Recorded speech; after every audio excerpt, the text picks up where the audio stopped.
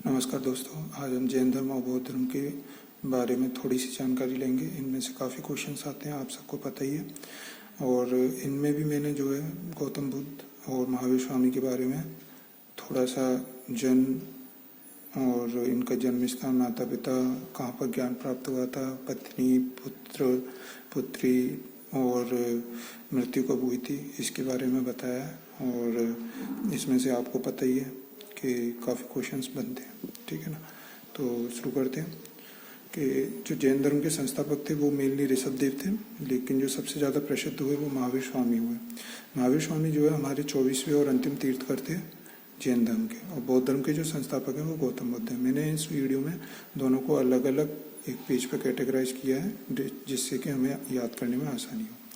महावीर स्वामी का जो जन्म था वो 540 ईसा पूर्व में हुआ था, जबकि बौद्ध धर्म का के जो संस्थापक थे गौतम बुद्ध, उनका जन्म 563 ईसा पूर्व में हुआ था। महावीर स्वामी का जन्म स्थान कुंडग्राम वैशाली में था। इसको याद करने के लिए मैंने एक छोटी सी ट्रिक बनाई है कि महावीर वाह आ रहा है, वाह से वैशाली, तो वैशाली में जन्म हुआ था।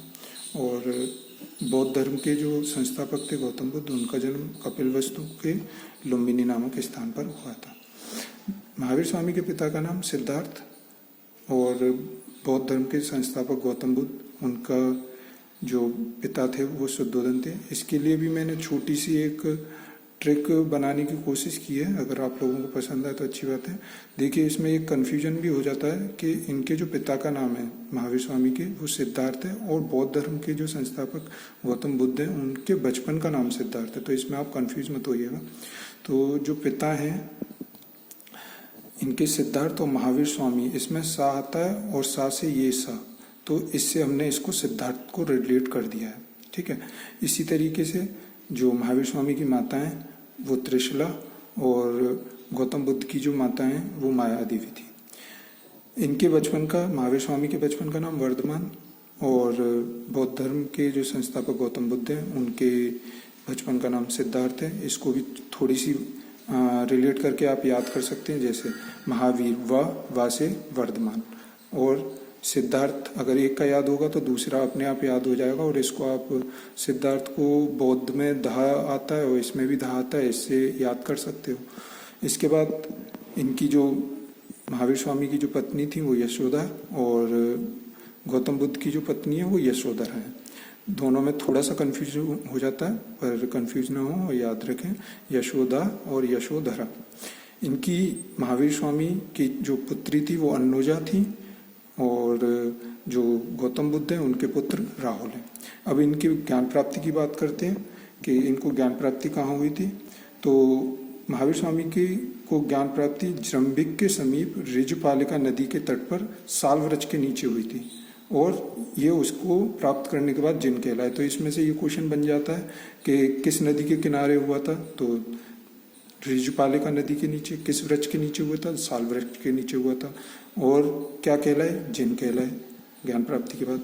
इसी प्रकार से बौद्ध धर्म के जो संस्थापक थे गौतम बुद्ध, उनको ज्ञान प्राप्ति कहाँ हुई थी, वैशाख की पूर्णिमा की रात को निरंजना नदी के किनारे हुई थी, ठीक है। और पीपल वृक्ष के नीचे ज्ञान प्राप्त हुआ, और उसके बाद इनका नाम जो है बुद्ध पड़ा।